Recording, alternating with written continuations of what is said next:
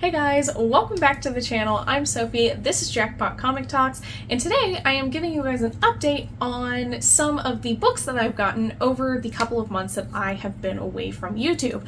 I'm going to start off with some of the lesser known books and then move up to some really big keys that I have. So stay tuned and let's get into it.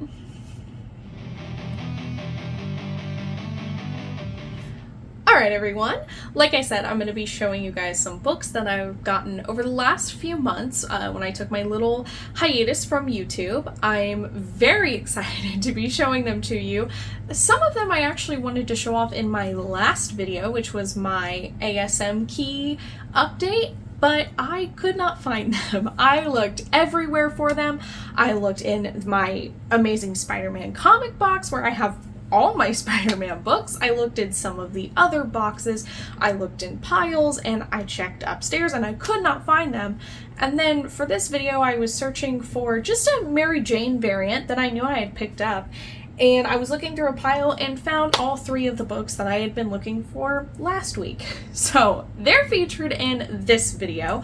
They are some pretty big keys.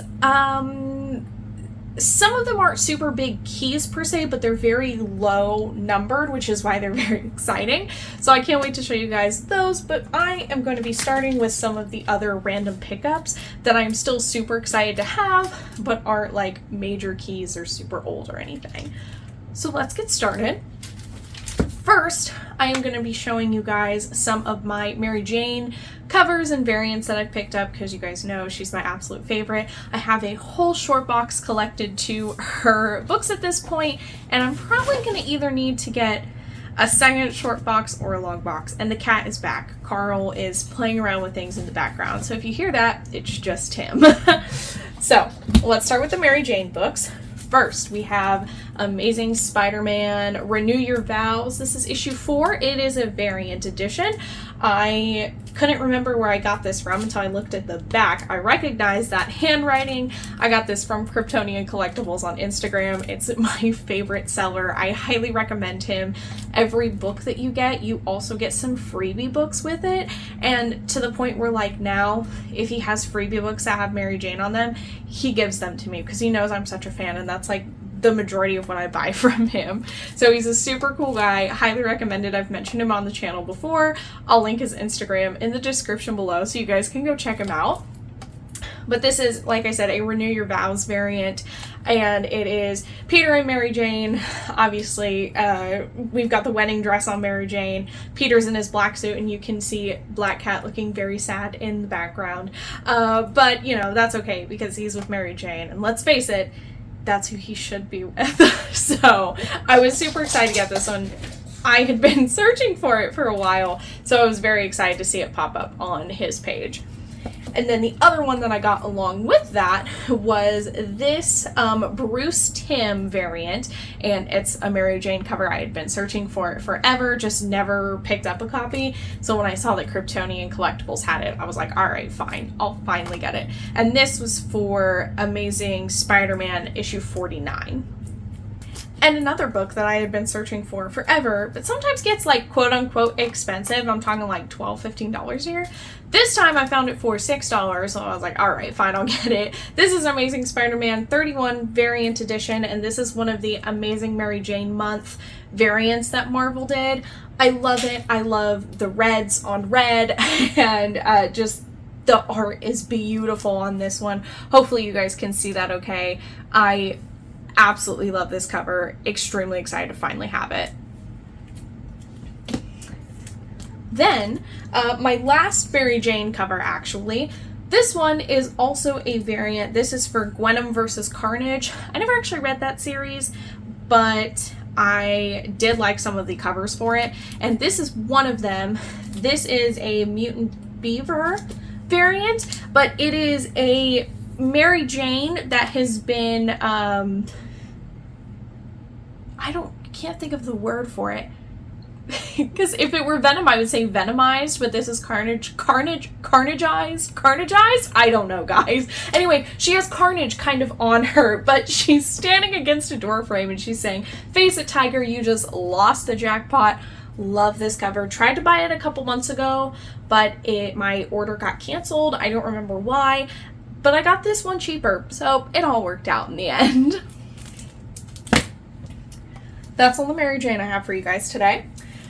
So sad, I know. I'm terribly sad that it's over. But moving on, I did finally pick up a copy of Spider-Man 2099. It is, I believe that this is the second appearance of Miguel O'Hara.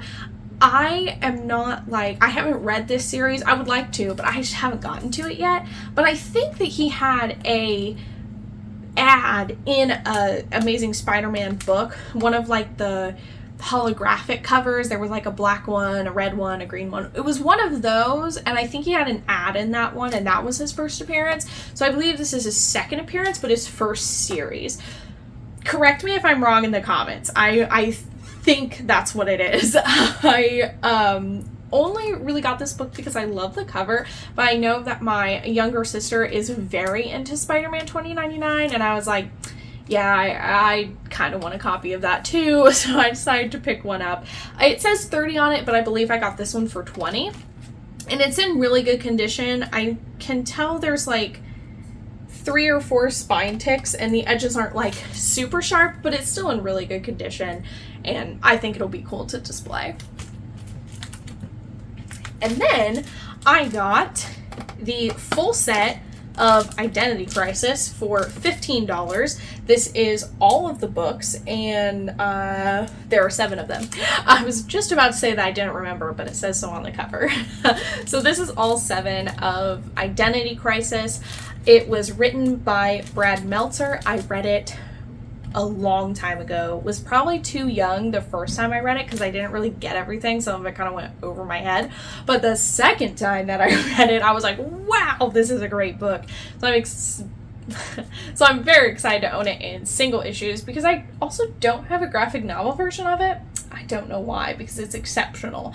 I recommend that everyone read it, whether you're a DC fan or not. It's extremely well written, the art is great, and it is an amazing story. So it'll keep you constantly guessing when you're reading it, and like I said, I highly recommend it. I'm not showing off all of the covers just because they are taped up, and I have a lot of other books to show. So if that's something you want to see, feel free to let me know. But that is the full set of 7 books. Then we move on to the really big books. First, we have Daredevil, The Man Without Fear, issue 183. This is one of my favorite covers of all time. I have loved it since I was a kid. I always dreamed of owning this comic. I thought it was super cool. I love the characters against like that background. It looks really awesome. Now, this is the first battle of Daredevil versus the Punisher. It came out in June of 1982, and the writer and artist was Frank Miller. I am a huge fan of Frank Miller. If you haven't seen the video, I met him last August at Fan Expo. He was super cool. I shared the full story on YouTube. You can go watch that video after you're done with this one. It's definitely worth checking out. It was so fun to retell the story and everything. But I've always wanted this cover, and I finally picked it up. I don't remember which show I got it at, but I think it was one of the local Comic-Cons that I went to. Also, it's something that I've been trying to do, that I'm going to be trying to do more, is telling you like the significance when it came out and like who the artists and writers were. I know a lot of other channels do that, and it's something that I just hadn't been doing, but I always appreciate it when another creator does that. So I'm going to be trying to do that more. Let me know if you guys like that and if you appreciate it as much as I do, because I'm always curious to see who's working on the books. So it's something new that I'm going to be trying out. Next will be 3 Amazing Spider-Man books that I got, going from order of newest to oldest. So this is Amazing Spider-Man 73.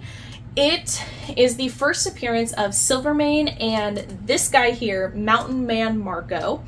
It was from, it was from June, but I forgot the N in June, so it was Jew. So June 1969, the writer was Stan Lee, and the artist was John Romita Sr.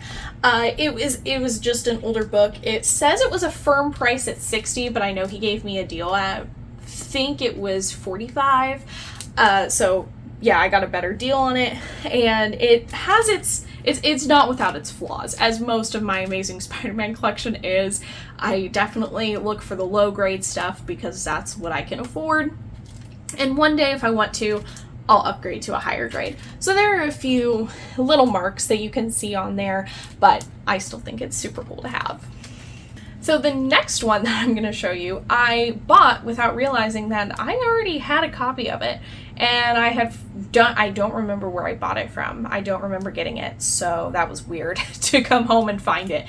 This is Amazing Spider-Man number 26. This is the first appearance of Crime Master. It's from July 1965. Writer was Stan Lee, and artist was Steve Ditko.